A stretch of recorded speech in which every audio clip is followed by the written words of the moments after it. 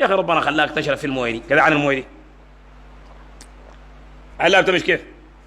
ها؟ في ناس يمشي البيت يمسك لبن يقول لي كده بب بب بب بب بب بب. لاحظ قال لي اللبن حلو تمام فيه جماده بيقول للمراه زيديني والله تاني بب بب بب بب بب بب بب. عندي كوبايتين لبن بقر جامد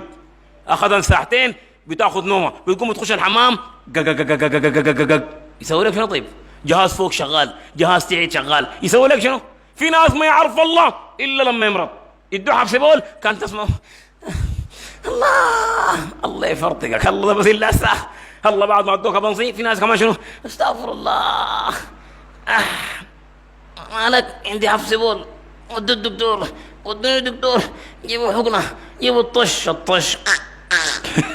ده جهاز واحد يتعطل جهاز واحد عليكم الله ما في نعمه احنا اي ما اسالكم بالله ما في نعمه والله يا عمنا انا زرت واحد يومتها في دخانات عمنا في الدخانات زرته مشى الهند عنده بلالي ركب تعرف البلالي ركب بالليه حقت ركبه ودوا الهند ركبوا له بالليه ب7 مليار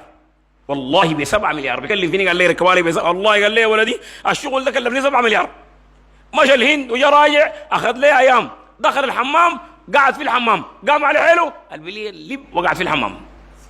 دي 7 مليار وقعت غطاء رايك شنو الشيخ بالليتين ب 14 كذا انا عازبك سايب بس حساب بالليتين ديل ب 14 مليار شايل لك 14 مليار في ركبك والله والله واحد يومها عندنا في الحصعيسه ها لما يجي السير يا جماعه ورب الكعبه لما يجي السير بيقعد يبكي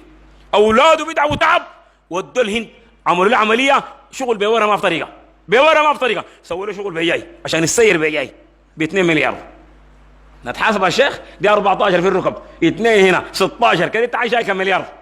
ها خلي السنون دي الله صلاحي ها استاذ يا اخونا بيجي انا شرح مصارين لو قال لي شغلته مرة عشا معنا بس لو جاب لك فول ساي معاه كده يوريك حق جداد لما تمسك لك ورق جداد ذكر كلام النبي اللهم متعنا وابصارنا وقواتنا تنتن مجال خبر في ناس بركب لها اسنان تركيبه ولما يقول لك الشيء دي والله الا تمصمص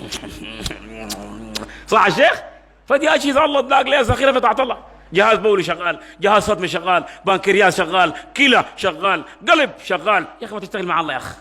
يا اخي ما تقف مع الله يا اخي يا اخي ربنا قال لم ترى ان انزلنا من السماء ماء فاخرجنا به من الثمرات رزقا لكم وسخر لكم الفلك لتجري في البحر بامري وسخر لكم الانهار وسخر لكم الشمس والقمر دائبين وسخر لكم الليل والنهار واتاكم من كل ما سالتموه وان تعدوا نعمه الله